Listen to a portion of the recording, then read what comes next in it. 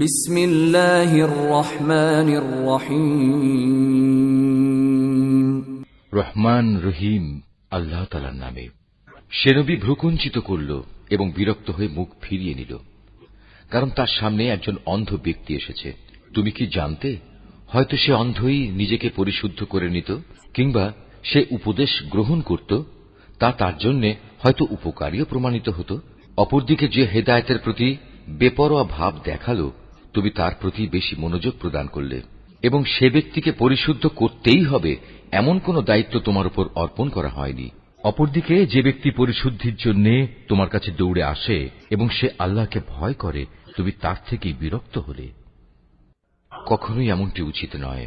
এ কোরআন হচ্ছে একটি উপদেশ, যে চাইবে সেই তা গ্রহণ করবে, যা সম্মানিত স্থান লৌহে মাহফুজে সংরক্ষিত আছে। উঁচু মর্যাদা সম্পন্ন ও সমধিক পবিত্র, এটি সংরক্ষিত থাকে মর্যাদাবান লেখকদের হাতে। তারা মহান ও পূত চরিত্র সম্পন্ন, তারা মহান ও পূত চরিত্র সম্পন্ন। মানুষের প্রতি অভিসম্পাত, সে তাই অস্বীকার করল। আল্লাহ তাআলা কোন বস্তু থেকে তাকে পয়দা করেছেন? তিনি তাকে এক বিন্দু শুক্র থেকে পয়দা করেছেন। অতঃপর তিনি তার দেহে সব কিছুর পরিমাণ নির্ধারণ করেছেন। অতঃপর তার চলার পথ আসান করে দিয়েছেন। এরপর তিনি তাকে মৃত্যু দিয়েছেন। অতঃপর তাকে কবরে রেখেছেন। অতঃপর তিনি যখন চাইবেন তাকে পুনরায় জীবিত করবেন। কোনো সন্দেহ নেই, তাকে যা আদেশ করা হয়েছে তা সে কখনো পালন করেনি। মানুষ তার আহারের দিকেও একবার তাকিয়ে দেখা দরকার। আমি শুকনো ভূমিতে একসময় প্রচুর পরিমাণ পানি ঢেলেছি, এরপর জমিনকে বিদীর্ণ করেছি, অতঃপর তাতে উৎপন্ন করেছি শস্যদানা, আঙুরের থোকা ও রকমারি শাক সবজি।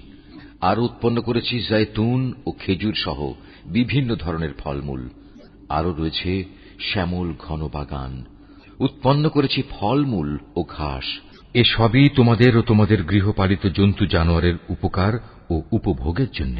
অতঃপর যখন বিকট আওয়াজ আসবে, সেদিন মানুষ তার নিজ ভাইয়ের কাছ থেকে পালাতে থাকবে তার নিজের মা থেকে, নিজের বাপ থেকে, সহধর্মিণী থেকে, এমনকি তার ছেলে মেয়েদের থেকেও।